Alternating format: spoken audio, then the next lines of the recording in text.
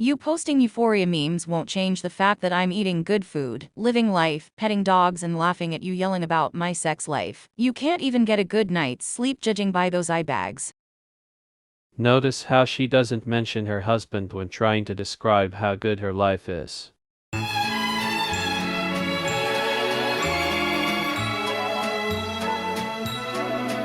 I'm the happiest I've ever been. I know people are like, Cope. But I truly am genuinely the happiest I've ever been. So that was a fucking lie. It's crazy what a little CTE or the love of a woman will do to you. I asked him if you've always been shitting your pants. No. Because since I've known you, you've always had like IBS. You've always been shitting yourself. Yeah, well. It's crazy what a little CTE or the love of a woman will do to you. Has he always had IBS? Ian's just looking like a shriveled... You look like the grandma from SpongeBob. The chocolate grandma. You know what I'm talking about? It's crazy what a little CTE or the love of a woman will do to you. One time we ended sparring, and afterwards everybody's hanging out, and she walks up to Ian and she goes, "You're hungry." Yes. And then so they had to leave because Ian was hungry. It's crazy what a little CTE or the love of a woman will do to you. Do you feel like I speak too much for you? Like in this... I don't think so. You know me better than, like, I think it's a weird, It's crazy what a little CTE or the love of a woman will do to you. You're not kind to yourself. You've never been kind to yourself. And you'll never share... Like, if you're in a room with a bunch of people and people are talking about, like, what they accomplish or what they've done, you'll never, ever speak up about that. It's crazy what a little CTE or the love of a woman will do to you. This next question's very salacious, so it's totally up to you. You can pretend like you don't even know what I'm talking about if you want. But what I've heard is that she was hitting on one of his sparring partners and was obsessed with him and gave him a VIP pass to the event. A lot of his sparring partners got the passes, but she definitely had a big crush on one of the guys that would come in and spar with them, because anytime they would spar, she would just be super into it and watch every moment. And then even if he would like beat Ian up, she'd be very into it. And then I want to say that, I want to say that before. So Anisa never gave shout outs to Michael training Ian at all, but she put out the first video of Ian like getting rocked in sparring when Ian was sparring with her crush. Yeah, it was our friend Gabe. She shared it. And we have a clip too. You guys can share. I would call him Gorgeous Gabe. I'm the happiest I've ever been. I know people are like, Cope, but I truly am genuinely the happiest I've ever been. He's like, our brand is at stake. We're $500,000 in the hole right now. I wish I knew that. I wish I knew that at that time. I think a lot of the fighters would have liked to have known that.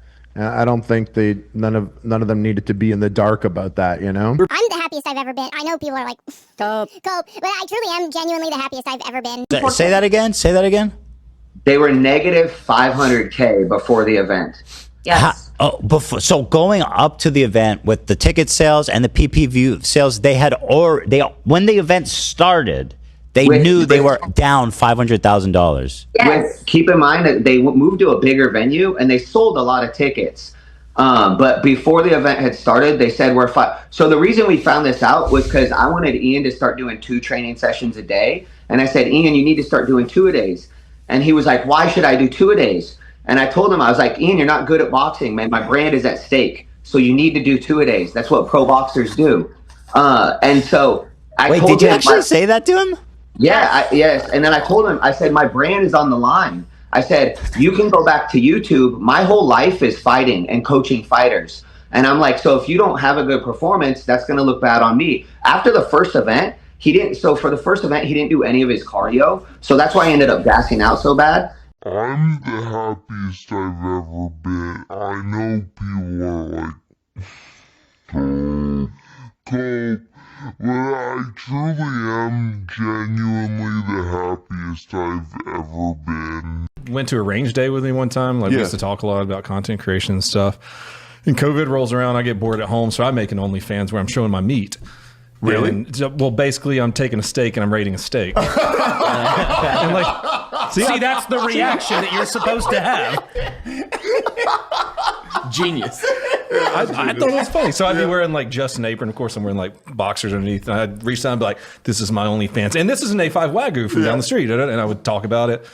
And I sent it to Ian, and he got mad and called me and like said I was making fun of Anisa, and like I wasn't. I just thought it was a funny bit because I was sitting at home during COVID. And you'll never understand what it's like to be an ally. Yeah, he Shit said stuff like that. I haven't talked to him since. That was like 5 years ago. Over that? Yeah, and I've like texted him and tried to reconnect with him. He just won't talk to me anymore. Don't you have a husband? I look and cook like this. He's not concerned. I look and cook like this. He's not concerned. Wouldn't statements like this inadvertently spread the harmful patriarchal stereotype that a woman's value should be determined by how good looking they are or whether or not they can cook?